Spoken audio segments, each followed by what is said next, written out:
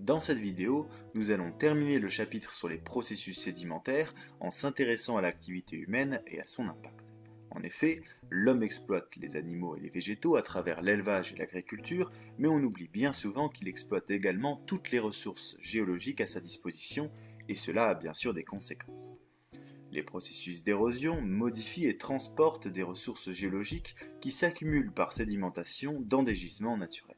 L'homme extrait, modifie et mélange ces ressources géologiques pour obtenir des matériaux avec différentes caractéristiques. On distingue les matériaux bruts comme des roches ou des granulats, sable gravier, qui sont utilisés principalement dans le bâtiment, pour bâtir les murs ou recouvrir les édifices, construire des ponts, refaire des routes, etc. Ces matériaux sont sélectionnés pour leur résistance, leur aspect, leur couleur, leurs propriétés.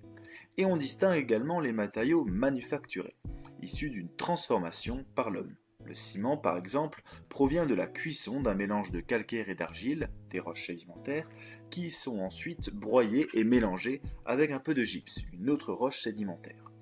Le verre, lui, est issu de la fusion d'un mélange entre du sable riche en silice et de calcaire. Enfin, certaines roches sédimentaires renferment des métaux rares qui sont également exploités par l'industrie. C'est l'exemple du lithium, qui est un métal utilisé pour produire les batteries des téléphones portables et des ordinateurs. Vous l'aurez compris, ces matériaux, qu'ils soient bruts ou transformés, sont tous issus de processus sédimentaires. Or, à une échelle de temps humaine, ces ressources ne sont pas renouvelables, c'est-à-dire que l'homme exploite plus ces ressources qu'elles ne se créent. Il faut donc les extraire et les utiliser de manière durable et raisonnée, en trouvant des solutions pour les remplacer. De plus, certaines exploitations sédimentaires tendent à favoriser l'érosion et à provoquer des risques pour certaines populations. Et nous allons prendre l'exemple des littoraux. En effet, selon une étude de l'Institut française de l'environnement portant sur l'année 2003, en France, un quart des traits de côte reculent à cause de l'érosion, à la fois naturelle mais également anthropique, c'est-à-dire l'érosion créée par l'homme. Pour bien comprendre cet exemple, il faut prendre justement un peu de recul et étudier les forces qui s'exercent sur une plage. On a globalement deux grandes forces qui vont s'opposer. La première vient de la rivière et alimente la plage en apportant des sédiments dont le sable. Elle provoque donc l'avancée de la plage vers la mer. La seconde vient justement de la mer et ronge la plage sous l'action des vagues. Elle provoque donc le recul de la plage.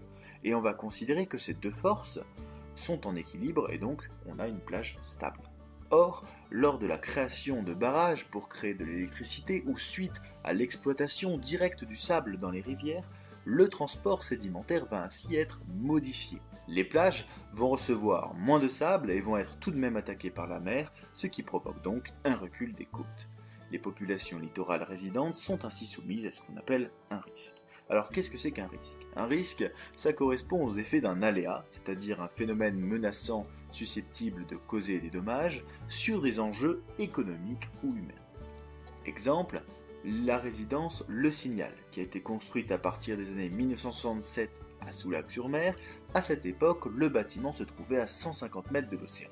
Le problème, c'est que suite à l'érosion en 2014, cet immeuble n'est plus qu'à une dizaine de mètres de l'océan, et son évacuation est décrétée. Ainsi, pour réduire le risque lié à l'érosion des côtes, des mesures d'aménagement sont mises en place. Alors on distingue deux grands types de mesures. Des mesures de prévention qui visent à anticiper un aléa et ses impacts, par exemple dans la réalisation de plans de prévention de risques qui sont mis en place par certaines communes. L'objectif est de définir à l'avance des zones à risque afin d'interdire ou de limiter les constructions en contrôlant l'urbanisme, ou alors des mesures de protection qui visent à réduire l'impact potentiel d'un aléa sur les enjeux économiques ou humains.